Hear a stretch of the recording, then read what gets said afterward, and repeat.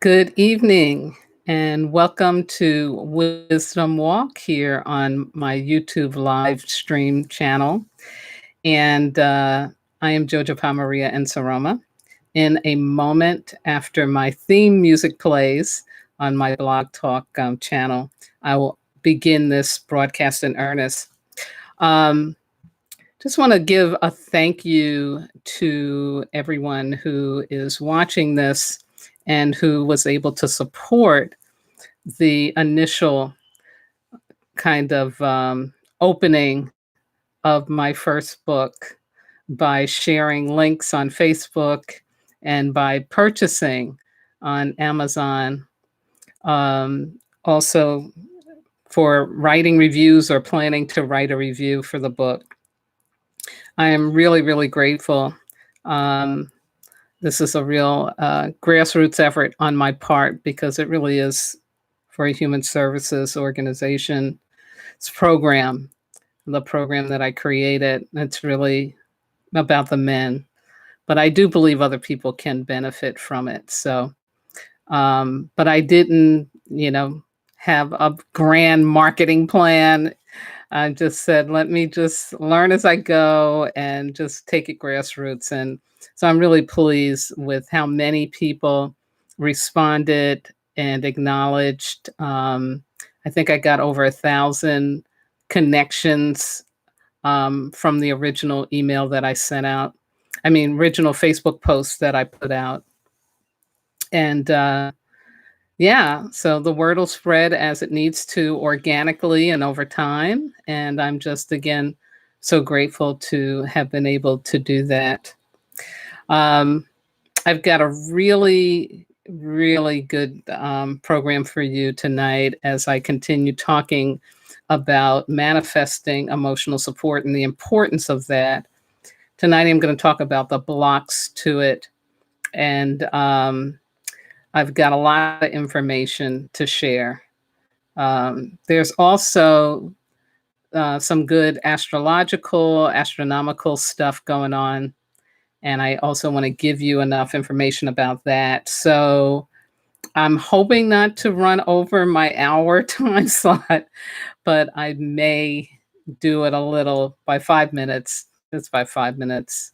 Um, but just early warning that because I do have a lot that I want to share.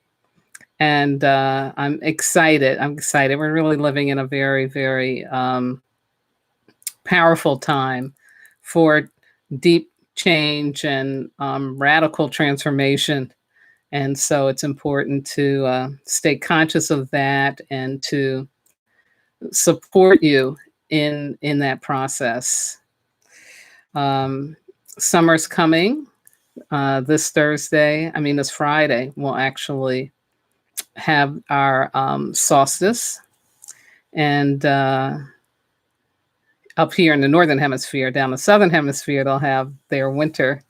But, again, that change in the season is a significant time. So I'm really, again, just really grateful and excited. So my theme song is Waning, coming to an end. And I'm going to unmute my mic on the radio and really start. So good evening and welcome to Wisdom Walk here on Black Hole Radio and my YouTube live stream Wisdom Walk to Self-Mastery channel. I am your host and guide, Jojopahmaria Nsoroma, and June is the second of 3 water months in this mineral year of clarity, confidence, and courage. This June especially brings radical trans live streams. I will share wisdom and insights to help you grow your ability to manifest emotional support. You know, our culture has conditioned us to value financial and material support over emotional support. So we can easily miss out on what I believe are some of the most loving human experiences one can ever have. And that's both receiving emotional support and giving it. Impact our experience of giving and receiving emotional support and why it's so challenging to grow out of emotional ignorance.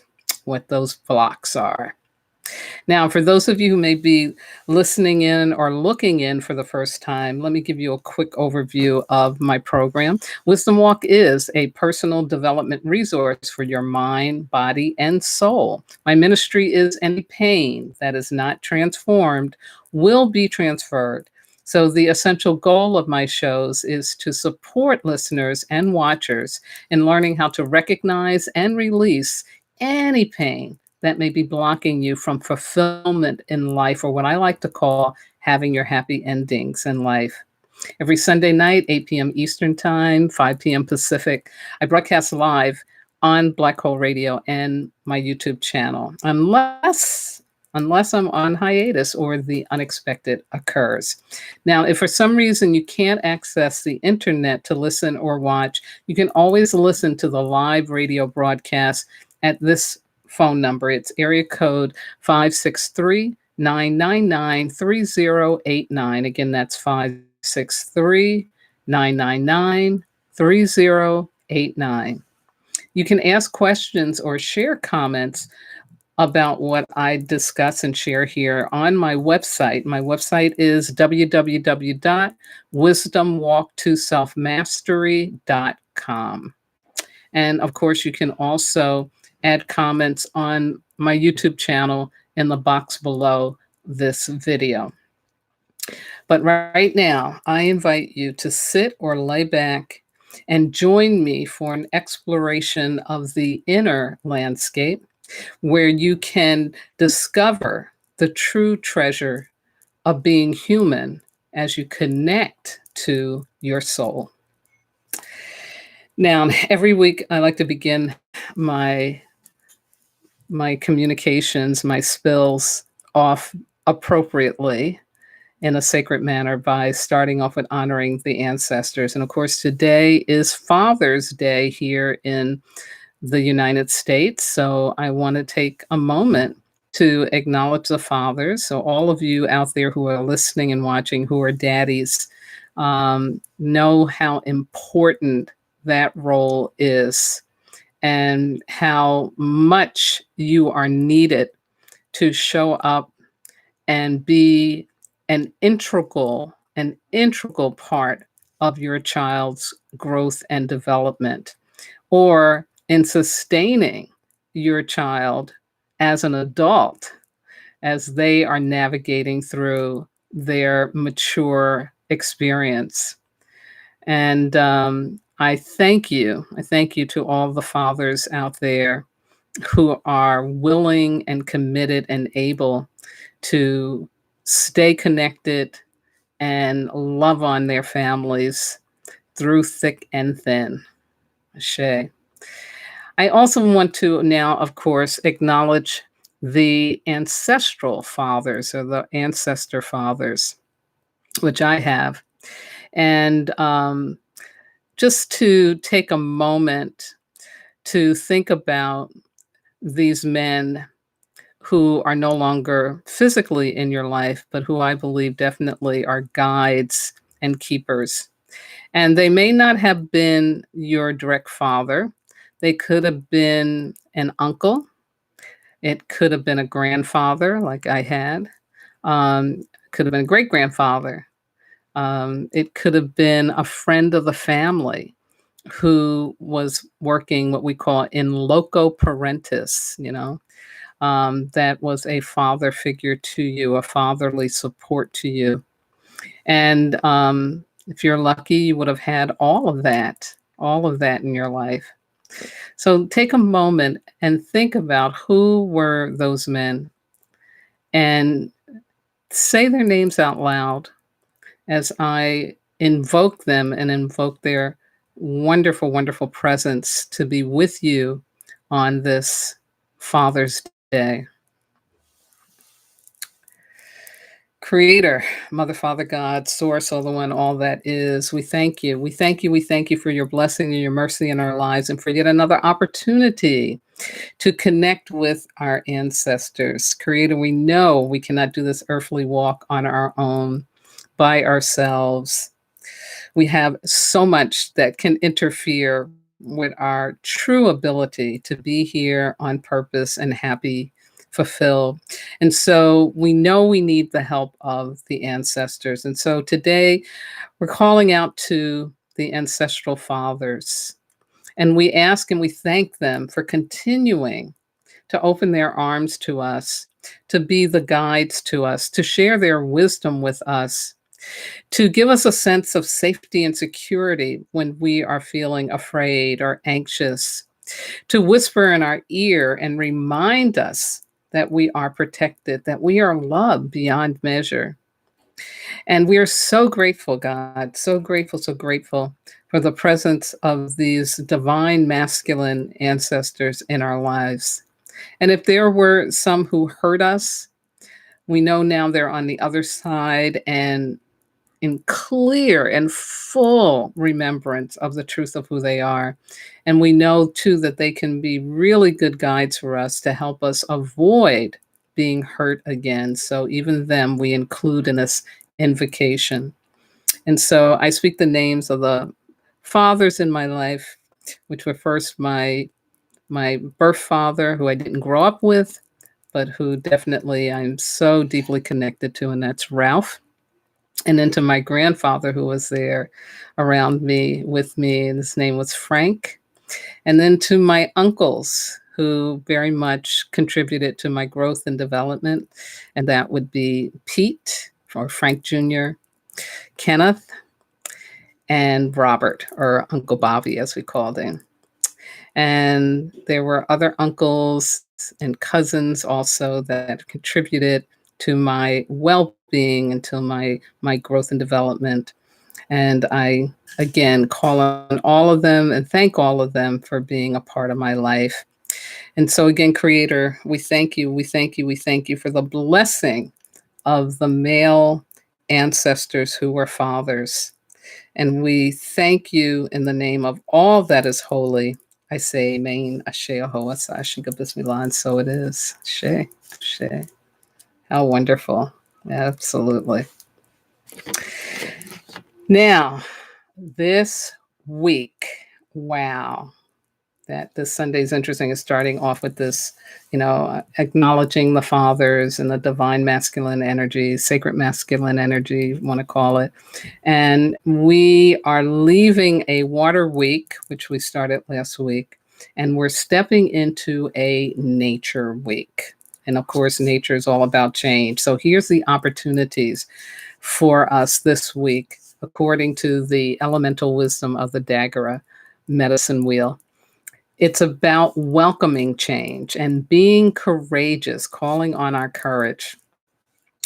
Open the door fully to the new transformative challenges and learnings which the universe is providing in answer to and in support of your prayers, intentions, goals, and annual commitments. So, in other words, all right, here it is. Bam, you're getting your wish. You're getting what it is that you have intended and hoped for and prayed for and worked for and did some ritual for. Bam, it is here. It's showing up.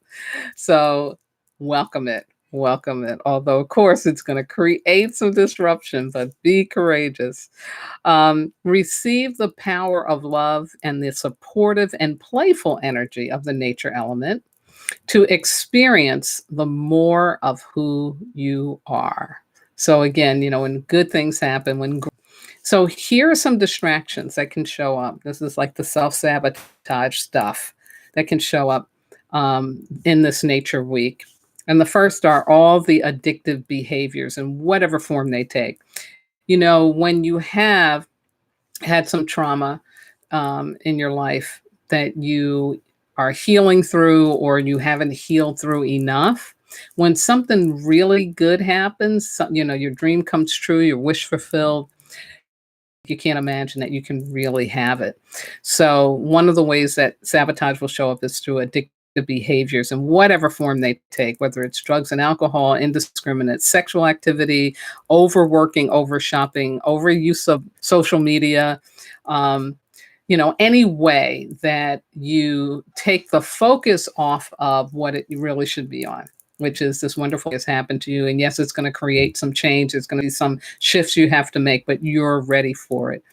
Also, being judgmental of yourself or others, again, is another self sabotaging energy that can show up. So be on the lookout for that. And then taking yourself and other people and things too seriously. Yeah, like lighten up. And especially in this nature week, there's a trickster energy to all of this. And so it's playful. And that's where you want to be. You want to be more playful with it. Next week, starting on Tuesday, because this one, this nature week starts on the 18th, which is the day after the full moon. I mean, the full moon, and I'll talk about that in a minute. Excuse me, and it'll go to Monday the 24th. So next Tuesday, we begin an Earth Week. And of course, I'll tell you all about that in the next spill. But let's move right into the astrological forecast. Excuse me, I need a little water.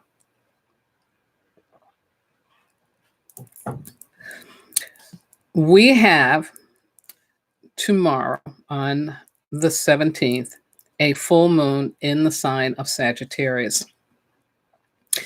Now, on the 13th, we had some solar flare activity that really was connected to some portal openings. And portal openings are that, so you have to understand physics a little bit, okay? Quantum physics is all about vibrational energy that is so minute, so miniature, you cannot see it, but you can feel it. You can feel it. And that's, basically what people who are attuned to what we call a sixth sense or a higher consciousness, that's what's going on, is that you are connecting to the unseen, to the invisible. We call it metaphysical experiences. And so it's stuff that exists. It's in our reality, but we don't have the five senses that detects it. We have these other senses. Some of those senses we don't even have words for. I'm going to tell you right now. It's like we don't even know what it is, but it's just stuff And so one of the things we know is that as humans, we get evolved, and that evolutionary energy isn't something we're making up. It's just like how the asteroids brought water and the basic building blocks for life, to this planet, right? Stuff comes from someplace else down into us. And so that's what a portal opening is about. There is something that has come down to us to help us as humans evolve and grow our consciousness. And when that's happening, you're going to feel it. The more sensitive you are, the more you're going to actually feel it. And you'll feel a little off center. I know I had headache, get headaches, I'm not a headache person, but tightness in my head from here to here, at periods. And one time it was bad, and I thought maybe I should take a little bit of pain medicine, because I usually don't. I stay away from that stuff now.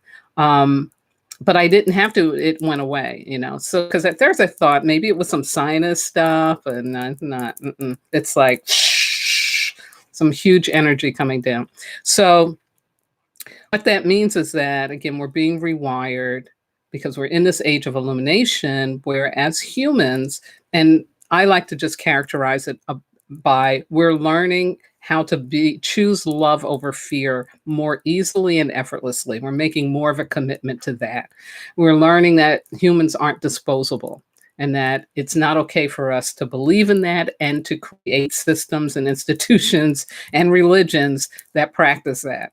So this is what's happening. We are evolving. And so on the 13th, some big energy came down. The 17th, we have a full moon. And then on the 21st, we have the solstice. Of course, again, in the northern hemisphere, that is the longest day of the year. In the southern hemisphere, it's the shortest day of the year. It's interesting how that happens, because they're in their winter time. So two astrologers I'm going to share with you, I like their information about what the meaning is, or what are the energies astrologically around this full moon. Because Sagittarius, there's stuff going on with Jupiter right now. Jupiter is retrograde, but it's very prominent in the sky. You can actually visually see it.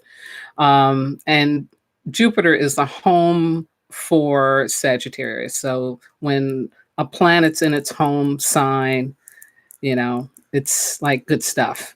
And especially because Jupiter is the sign of expansion and things really like being amped up, ramped up. So, this full moon in Sagittarius is all about expanding your boundaries, seeing your world from a new perspective. It's a good time to plan a trip or go on an adventure. This is all about generosity, seeing your world from a new perspective, believing in yourself, having faith, trusting that the universe has your back. Set an intention to see abundance all around you. It will be magnified. And that's from Barbara Goldsmith. So again, you can see it's like this big energy that is coming in. Wow. The next astrologer is Astro Butterfly. And she says the full moon in Sagittarius shares the sign with Jupiter, so you can expect a positive, uplifting full moon. You may want to stargaze on the 17th. Jupiter is shining at its brightest at this time of year. A bright Jupiter and a shiny full moon will make the night sky gaze, make a night sky gaze to remember. So really, really cool stuff. So again, we're midway through the year, and this is like expansion time coming. Now, I want to share this piece with you only because I think it really is just, again, another support around this notion of things changing and shifting. And again, like I said, this is a nature week we're coming into, according to the Dagger of Wisdom. So you got the change energy elementally, you got this expansion change energy cosmologically. So it's like, yeah, it's good stuff. So the other big planet involved in what's going on right now is Neptune. And so Astro Butterfly talks about some of what that means with Neptune. And I talked a little bit about this on my previous video from last week. But she says Neptune is a great dissolver. So Neptune will attempt to do just that, to dissolve our deepest beliefs.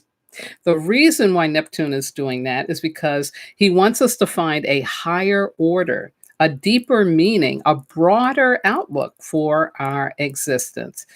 This is like deep change stuff, okay? This is like you may have been taught a particular religious belief or a particular understanding about how the universe works. But something is going to show up that has you question that. You may have a belief too that you learned from your family about what life is really about, but something's going to show up to have you question that. So that's what she's talking about, this dissolving energy. And again, the reason for this is so that we can really get higher, deeper, broader in terms of our understanding of the truth of who we are. So she says, at first, Neptune will confuse you. Indeed, the first step of any change is confusion. But Neptune will make you doubt your deepest beliefs, not to harm you, but to open your eyes to the world of possibilities. So again, it's this kind of breaking out beliefs of that. Like it's almost like when Einstein kind of blows away what Isaac Newton had talked about with gravity and how the universe works. And when Einstein came, he introduced this notion of relativity and about particles and light. Yeah, it just turned everything on its head. Yeah. And there's still stuff that Newton did. The navigator, the European navigator, decides to sail around the globe to prove that the Earth is not flat. And comes back and says, yeah, look, I left. You saw me. You saw the direction I went in. I wasn't playing. I went all the way around and I came back and the world is not flat. In fact, I don't think Magellan really made it back. I think he got killed before he came back, but the ship came back. One of the ships came back enough to that people were like, oh, wow, the world it's not flat. It's round. Oh my God, how does that work? So that's the kind of energy that we're dealing with. So Neptune is doing this because it wants you to fulfill your cosmic destiny. It If you want to live a life of purpose, this is to me the most important part of this, why, and then why I'm taking the time to share this with you. If you want to live a life of purpose, you have to continually reinvent yourself, your beliefs, and your reality. You simply cannot remain stuck in old ways of being. And I'll add to that, doing as well.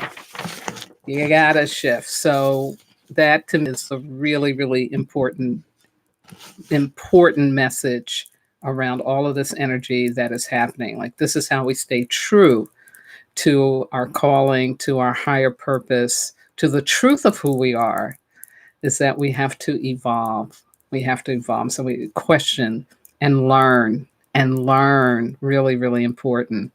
Now, as I said last week, this energy is huge. I mean, it's big. When we're talking about, like foundational beliefs that people have from home, family, religion, science, all of this stuff being shaken up, it creates a lot of disruption, anxiety. It's not an easy time. It's a good time, but it's not an easy time. And so last week I gave you some information on how to navigate through this energy, how to be conscious of it and spend time just resting and avoiding negativity in all forms was my major message out to you. And then I gave you some resources for just doing some meditative videos, taking time out to really just let yourself get still. This week, I'm going to encourage you to focus on accepting the change, because again, we're in this nature week. Because that can easily get blocked by anxiety and fear, and whatever excuses come out of that as to why, oh no, I can't do that. Oh no, I can't go there.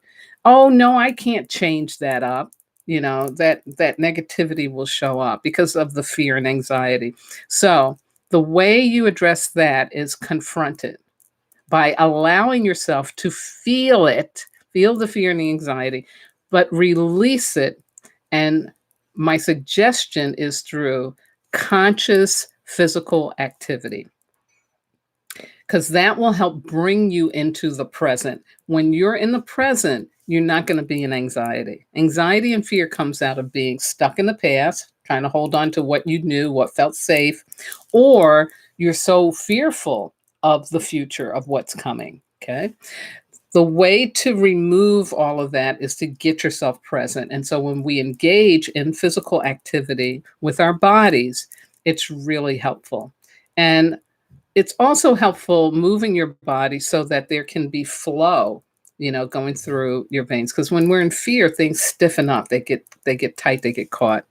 So moving your body, coming into the present. And you can do it in a way that you are soothing yourself. Okay. So it's not like, let me go to that aerobics class and do an extra hour, or you can do it, but whatever you do, do it where you're soothing yourself. Okay. Don't take on something where you're beating yourself up.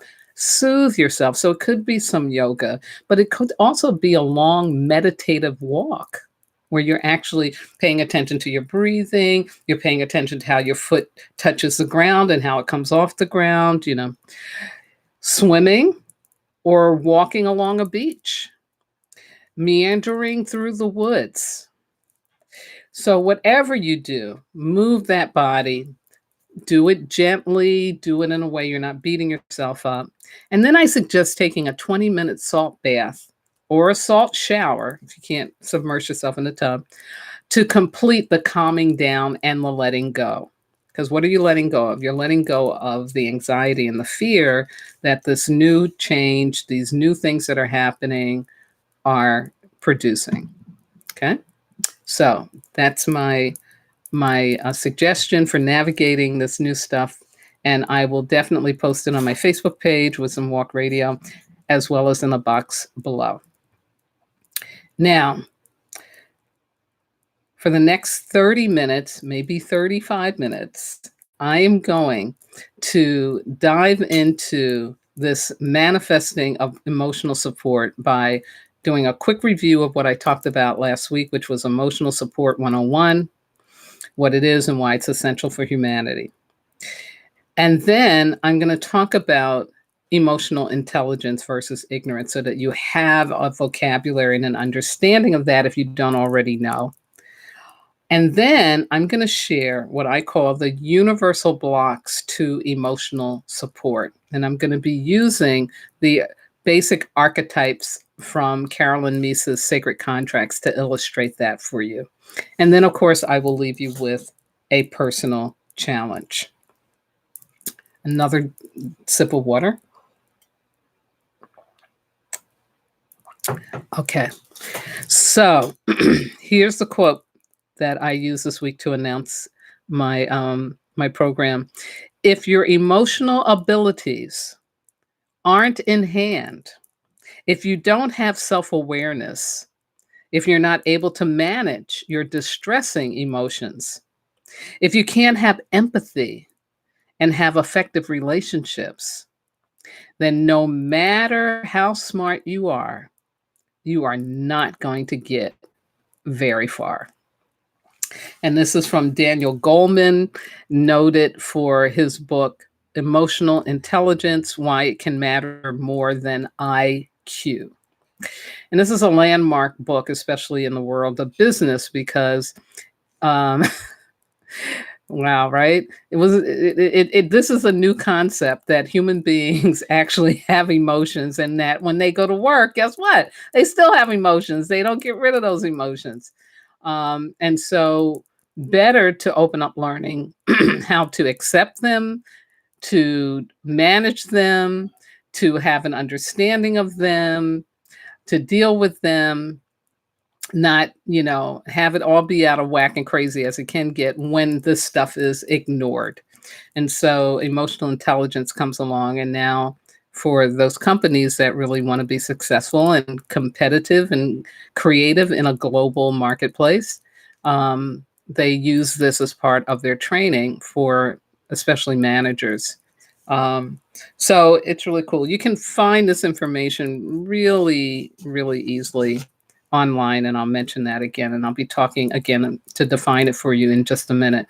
But last week I started with emotional support. Told you the story of a little kid that comes to cops and stumbles, and his mama's like, no, you don't need to cry, you're fine, to illustrate how we can very early on in our life be told that we should stuff our emotions in, that we shouldn't allow ourselves to be out of control or to react to something that happens that requires, an emotional response, just to like cut it out. And so as a result of that, we, especially in this culture, can find it very difficult to deal with our emotions or express our emotions, let alone give and receive emotional. See something where someone needs help or someone has accomplished something that's good, we want to support that because we want to be supported, right? When we don't feel good or when we achieve something, we have a success, we want to be supported, want to be acknowledged and supported. So it's a natural we have, but it needs to be validated as we are growing and developing. Other when they have done something really good. It can show up for all of life's situations. You could be fighting cancer, fighting injustice, losing your job, losing your home, or receiving your dream job or home. It could be grieving the loss of a child or celebrating the birth of a child. All of those situations require emotional support. Now, to easily experience it, you have an open mind, an open heart, and an open will. Because you got to stand in a vulnerability with clarity, confidence, and courage to effectively be in this experience. It's the most loving experience. It's such a loving experience of emotional support, whether you're receiving it or giving it. Now, of course, we can deny ourselves from receiving it, even when it's given generously and unexpectedly. And when that happens, this is when we know we've got some blocks. Or we may want to give someone some support, especially when they do something wonderful, they do something well, but we hold back. That's also an indication we got some blocks. Exactly. Because like I said, it's a natural impulse. It's something that you want to do, you want to be able to do. I also talked about why emotional support is essential for us as humans. Um, and that you can't manifest what you don't know you need. So here's why I'm talking about that. I talked about that since the dawn of civilization, financial and material support have taken precedence over emotional support. Wars, natural disasters like the plague, other life threatening situations can shut down our emotions, and then we just focus on survival. And sometimes we stay shut down even after the survival situation is gone. And as we have done in Western culture, we've actually developed institutions and structures within family, within the home, within education, employment, and the community that is very much emotionally ignorant and retarded. And so, what does that mean? That means that, especially in this age of illumination, as we're evolving away from this notion of humans as disposable and onto humans being valuable, believing in and knowing how to manifest emotional support becomes really, really, really important if we are going to achieve this higher level of existence. And I also use the example of the Central Park Five situation, where these children basically were sent to jail for a crime they did not commit in Harlem. And the great Ava DuVernay has done a Netflix documentary that is available. And again, just that situation like that, when you think about that, how did that happen? How did 5 innocent Black boys get sent to prison for something they didn't do? How is it that the evidence that wasn't there, that the decision was still made, and all of what happened? Like, how does that happen? Well, it happens because of where people's consciousness is, the level of consciousness, and also the level of emotional intelligence. So, we're coming to a point now where we're ready to, we've got to get beyond that, because that's not okay. It's not okay to do that to human beings. It's not okay. And so the only way we're really going to get there is that we've got to grow our consciousness. And part of that consciousness is about the consciousness of our emotions, the consciousness of our emotions. I also mentioned, and I'll mention this again, that without emotional support, life would be dull and meaningless.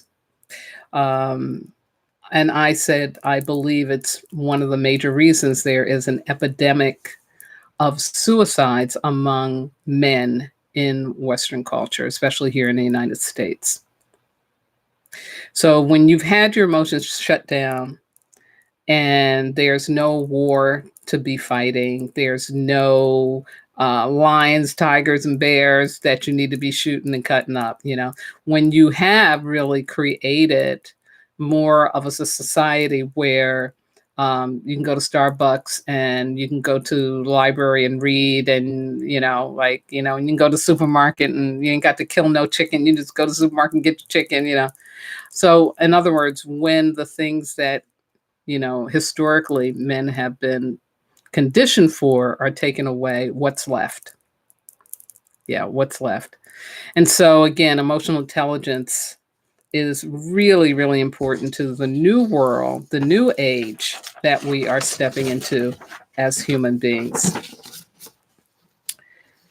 Now, I gave a personal challenge last week that was basically doing some contemplation around emotional support in regards to you and how you're experiencing it. So I asked, when was the last time you received emotional support for something bad that happened? What was the experience like? Did you get all of what you needed? Why or why not? And the opposite. When was the last time you received emotional support for something good that happened? What was that experience like? Did you get all you need? Why and why not? And then I asked, do you find it easy or challenging to give emotional support? Do you find it easy or challenging to receive emotional support? So again, just raising all of that, because that's really important in helping us to begin to analyze for ourselves and look at how emotionally intelligent am I, because am I really able to be reciprocal with the giving and the receiving of emotional support? So emotional intelligence, what is that? So based on Daniel Goleman's work, and some languaging that he puts around it just to help us navigate through this stuff, I pulled out these 5 characteristics of emotional intelligence. The first one is knowing one's emotions, which means self-awareness. You recognize a feeling when it happens. He says an inability to notice our true feelings in relation to somebody else's leaves us at their mercy. And that is the truth. That really is the truth. And so, again, knowing your emotions, knowing what feels happy, sad, mad, glad, numb, scared, like what's going on. For you to be able to know that is really important. And it's a huge piece of emotional intelligence. And again, when you've been conditioned to have your emotions shut down, it's going to be hard to do that. Managing emotions, so handling the feelings so that they are appropriate, is an ability to build on self-awareness. People who are poor in this ability are constantly battling feelings of distress, while those who excel in it can bounce back far more quickly from life setbacks and upsets. So again, there's a way to know how to manage your emotions. Motivating oneself, another part of emotional intelligence. Self-discipline in the service of a goal is essential for paying attention, for self-motivation and self-mastery and creativity. Emotional self-control, delaying gratification and stifling impulses underlies accomplishment of every sort. People who have the skill to get into the flow tend to be more highly productive and effective in whatever they undertake. So again, you can see it's like first you got to have an awareness about your feelings. Second, you got to be able to handle them, meaning you don't let them take over you. You find a way to handle them, keep them in check, set your boundaries. And then you are able to use that to recognizing emotions in others, which we call empathy. It's another ability that builds on emotional self awareness. People who are empathetic are more attuned to the subtle social signals that indicate what others need and want. They do well in caring professions, human services, teaching, sales, and management. And being a human service professional, I know this is the truth. This is definitely true. And then the ability to be effective in your interpersonal experience. So handling relationships, the art of relationships, he says, is a skill of managing emotions in others or social competence. People who excel in these skills do well at anything that relies on leadership, interpersonal effectiveness, and social influence. So there you go in a nutshell of emotional intelligence. My nutshell, it is about the fact that if you get pinched, it's okay to say ow. If you see something horrible in front of your eyes, you have the right to scream, yell, faint, cry, whatever it is of how you need to react to what happened. In other words, it's not okay to shut down to things that really are tugging at your gut or tugging at your heart.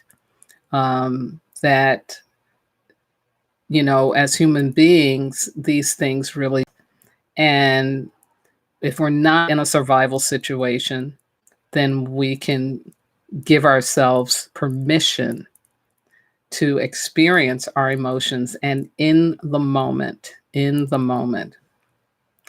So here's some elements of emotional intelligence. He also aligns this with 7 key ingredients for a child's readiness for school. Isn't that interesting? For a child's readiness for school is key ingredients.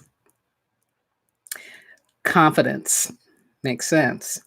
Curiosity, intentionality, that means the wish and capacity to have an impact and to act upon that with persistence, intentionality. Self-control, the ability to engage with others.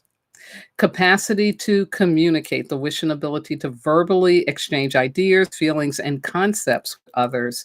And last but not least, cooperativeness, the ability to balance one's own needs with those of others in group activity. So basically, children need to be emotionally intelligent before they step out to school with those 7 elements that he talks about. And of course, all of us need these to be able to reach our happy endings and new beginnings in life. Confidence, curiosity, intentionality, self-control, relatedness, capacity to communicate, cooperativeness. I mean, basically this sounds like, right, a functioning human being, somebody who's able to take on challenges in life and be okay, and to help others take on challenges in life and be okay. Yeah. So again, this information is easy to find online. I think you can even get a PDF right now of Daniel Goleman's book, Emotional Intelligence, if you want to dive into this more and get more of an understanding of it. But again, in essence, it is about us being able to deal with our emotions and that of other people. Now, having said that, it is no surprise that being emotionally intelligent is something that needs to be learned.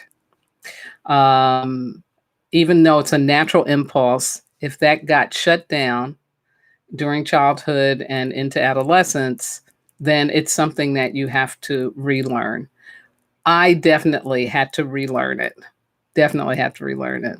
And I think I talked about that a little bit last week. I don't know, but anyway, but I did have a experience of where I had to switch schools, and in the new school I went to, as opposed to the school I was in before, I was no longer a beloved schoolmate. I was seen as a threat because I was smart and other kids didn't have good self-esteem. I was bullied. And so I had to learn how to shut down my emotions really quick because I was definitely in survival mode at 3 o'clock in the afternoon every day. And so from the 5th grade into the 12th grade, I always had to be on guard in regards to my emotions. And then it just spilled over into my adult life, especially early in my career. And I had to finally address it. I had to take on and realize that I was not being emotionally intelligent and that it was detrimental. As that opening quote I shared from Daniel Goleman, it was being detrimental to my ability to work in a way that was effective for me and those around me. So I want to give you a little bit more understanding about how we get blocked to being emotionally supportive.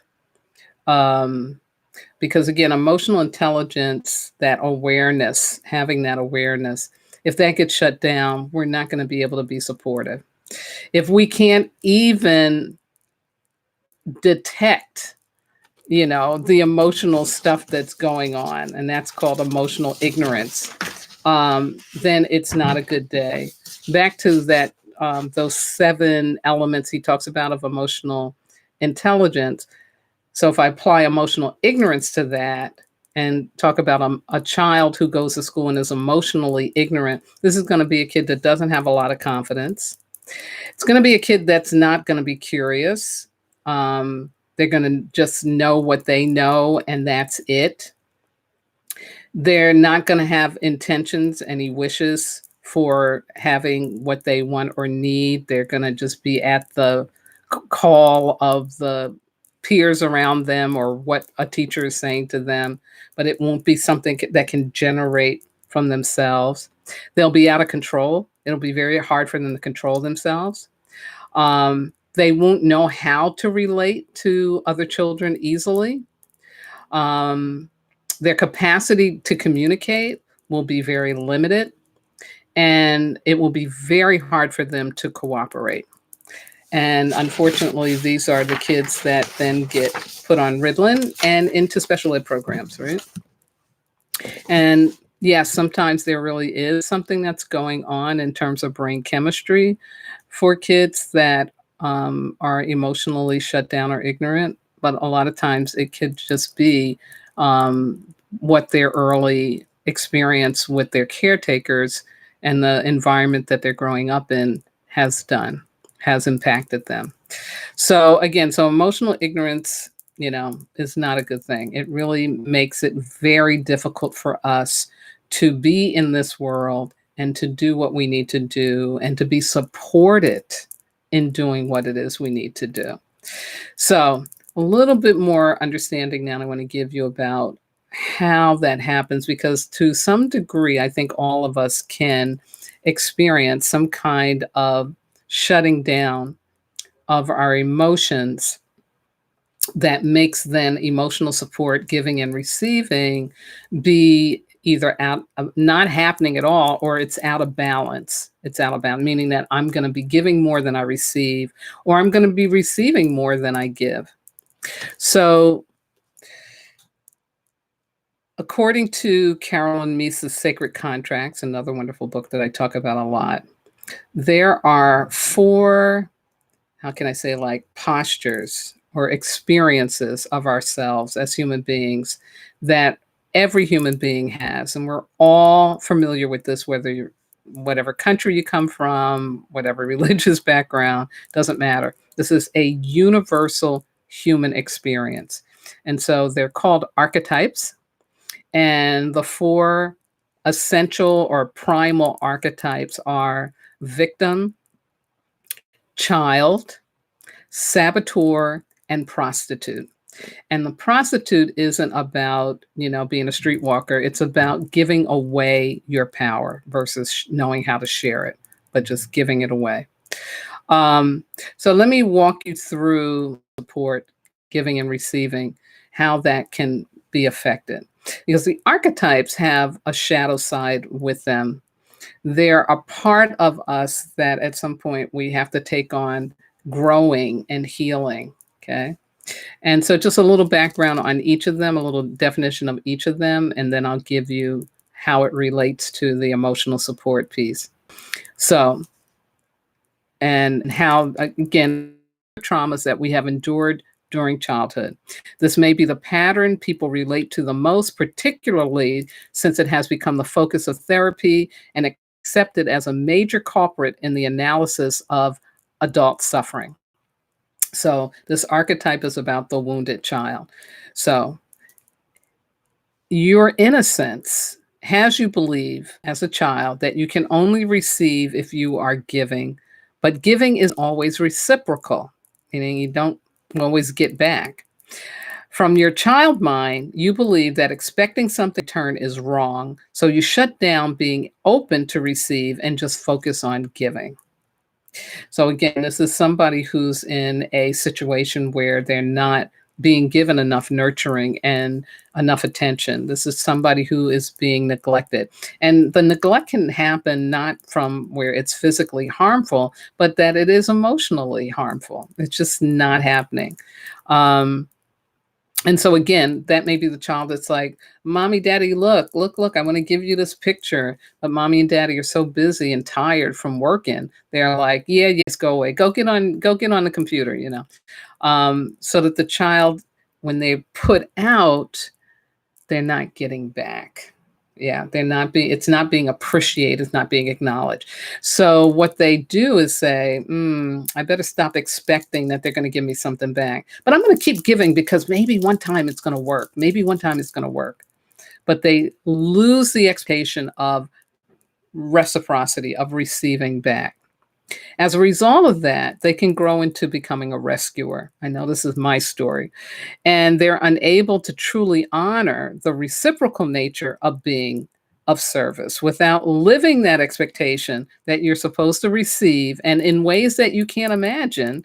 In the end, you get burnout, resentful, and judgmental of yourself and others. And this is like the story of human service professionals, right? Giving out, giving out, giving out, giving out. And by that, I'm talking about police, firemen, nurses too. I'm adding that, and not just social workers or people doing, community-based work, but people who are giving out, giving out, giving out, and not expecting to get something back. And it might not be it comes directly from the person that you help, but it needs to come. You need to be getting back and supported in what it is that you're doing.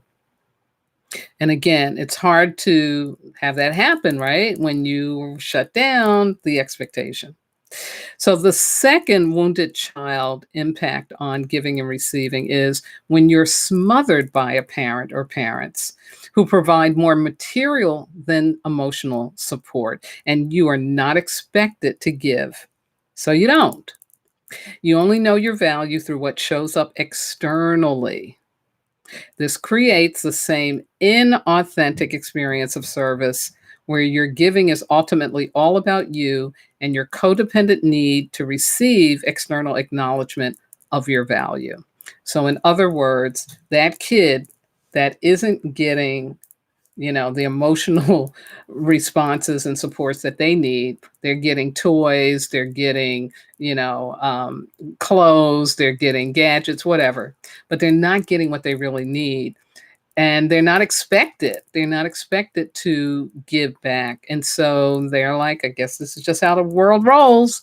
But again, that again creates a problem because when they do give, it is done so that they can get something back.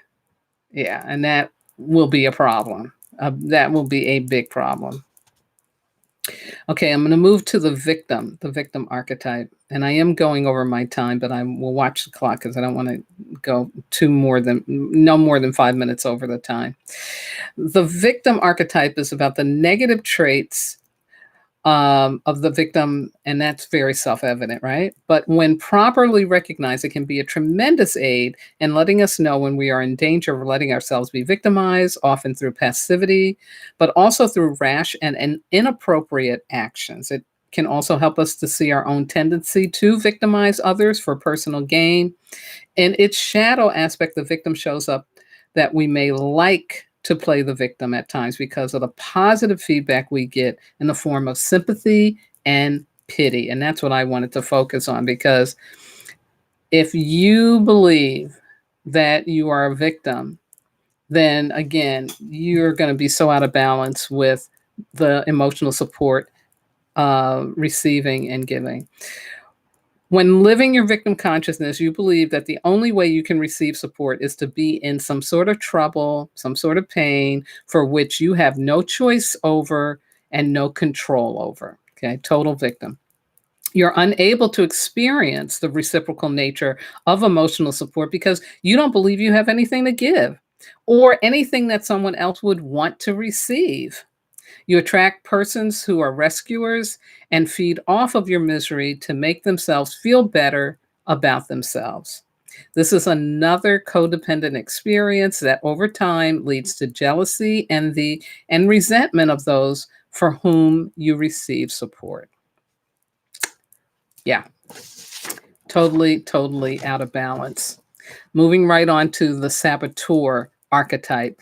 Carolyn Meese says the saboteur archetype is made up of the fears and issues related to low self-esteem that cause you to make choices in life that block your own empowerment and success. Ignore it, and the shadow saboteur will manifest in the form of self-destructive behavior or the desire to undermine others. Very interesting. So here's what happens with emotional support. When you're caught up in self-sabotage, regardless of how much support you receive, it will never be enough. You become greedy and successful at receiving support, but not at giving it back.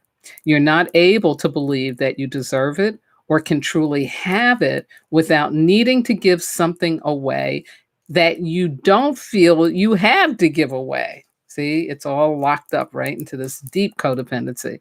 Like the victim experience, you are stuck in a repetitive cycle of receiving support and not being able to demonstrate your gratitude by benefiting from the support enough to give easily and effortlessly in return. You betray the trust given you by others just as you betray yourself. Until you are able to believe in your value and worth, you will never know what is enough or how to use the emotional support you receive to transform yourself. Ultimately, you also become judgmental, jealous, envious, and resentful of those from whom you receive support. Again, sounds very, very much like Scrooge, right? Really is got a lot of Scrooge stuff in it. Carolyn says the prostitute archetype engages lessons in integrity and the sale or negotiate and financial survival for financial gain. This archetype activates the aspects of the unconscious that are related to seduction and control, whereby you are as capable of buying a controlling interest in another person as you are in selling your own power. Prostitution should also be understood as the selling of your talents, ideas, and any other expression of self, or the selling out of them. This archetype is universal, and its core learning relates to the need to birth and refine self-esteem and self-respect. And again, this is about giving your power away because you believe that if you don't do that, you're going to die, or you won't get what it is that you need. So here it is for the emotional support piece. We are here to develop and share our power, not give it away. The prostitute archetype is about the belief that the only way to survive, to have your needs met, is to give away your power, your authentic self, your true desires. We live or give it. Emotions are considered roadblocks to success. You will attract people to support you in this belief in your emotional ignorance, and you will become like Scrooge before he was visited by the three ghosts on Christmas Eve. He was disconnected from humanity, self-righteous, and paranoid. And there are some people right now in the news with this profile very easy. Giving will only, that's a prostitute. So, okay, it's a lot of information and in a very short amount of time, but I'm going to leave you with this personal challenge. Review those 4 archetypes and their universal blocks to emotional support, then identify which blocks you are experiencing in your life. Yeah. And again, you're going to have to listen to this over again because I can't write and put all that stuff in a box or on a Wisdom Walk radio Facebook page. But I will put down the 4 archetypes. And again, this stuff is easy to find online. But again, take some time to contemplate and think about, okay, which archetype am I, connecting with? What's going on here? Next, I want you to write out your intention removed. Include how the blocks are keeping you from receiving and or giving emotional support. Be specific, name names and related situations. And then last but not least, burn that paper in a sacred manner. You can read my book where I talk about personal fire ritual and watch for what will shift. Wow. Thank you for hanging in here. With this, I did go over my time. I want to quickly thank my wonderful engineer, Yvette Parker, and a shout out to her daughter, Matia, who's graduating from high school. Woohoo! Made it. Congratulations, Madia. I'm so happy for you. To all my regular listeners, to Miss Sarah, to those of you who have Wisdom Walk with me and you know who you are, to my family, my spiritual kin, my transformational leadership colleagues, my medicine brothers and sisters around the world, and those who may be listening or watching in for the first time.